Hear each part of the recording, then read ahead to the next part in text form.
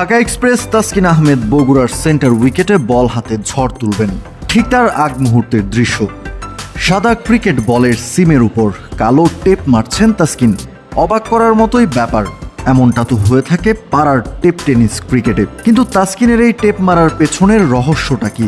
কিছু একটা কারণ তো অবশ্যই আছে। মূলত পেসাররা নিজেদের বলের সিম মুভমেন্ট দেখতে এই পন্থা অবলম্বন করেন।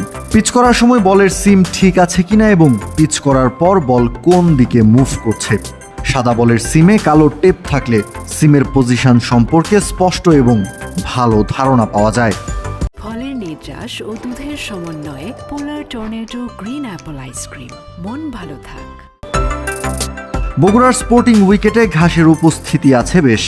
এমন ঘাসের উইকেটে বল হাতে তাসকিন কতটা ভয়ানক হতে পারেন তারও প্রমাণ দিয়েছেন অনুশীলনে। প্রতিটা বলেই বাড়তি মুভমেন্ট দেখা গেছে। তাসকিনের সাথে একই উইকেটে বোলিং অনুশীলন করছিলেন সেন্ট্রাল জোনের আরেক পেসার রিপন মণ্ডল। অনুশীলন শেষে গণমাধ্যমকে রিপন জানিয়েছেন তাসকিন তাকেও বলেছেন এভাবে বলে টেপ মেরে অনুশীলনটা করতে। তাসকিনের সাথে বোলিং করার সুযোগ পেয়ে তার কাছ থেকে বেশ কিছু টিপসও নিয়েছেন রিপন।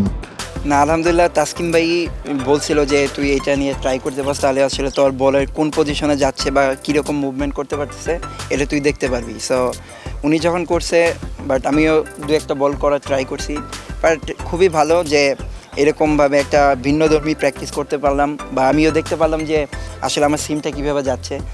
আর বোলিংয়ের সময় তাসকিন ভাইয়ের থেকে অনেক কিছু টিপস নেওয়ার চেষ্টা করছি, কীভাবে কাম থাকা যায় বা প্রেশার মুহূর্তে বা মিডল ওভারগুলোতে কীভাবে ভালো করা যায়, ব্যাটসম্যানকে কীভাবে রিড করা যায়, এইসব নিয়ে তার সাথে একটু কথা হচ্ছে। সম্প্রতি ইনজুরি কাটিয়ে মাঠে ফেরা তাসকিন রাজশাহীতে সাউথ জোনের বিপক্ষে ম্যাচটাই খেলতে পারেননি। দলও হেরেছিল 7 উইকেটের বড় ব্যবধানে। তবে বৃহস্পতিবার ইস্ট জোনের বিপক্ষে মাঠে দেখা যাবে তাসকিনকে।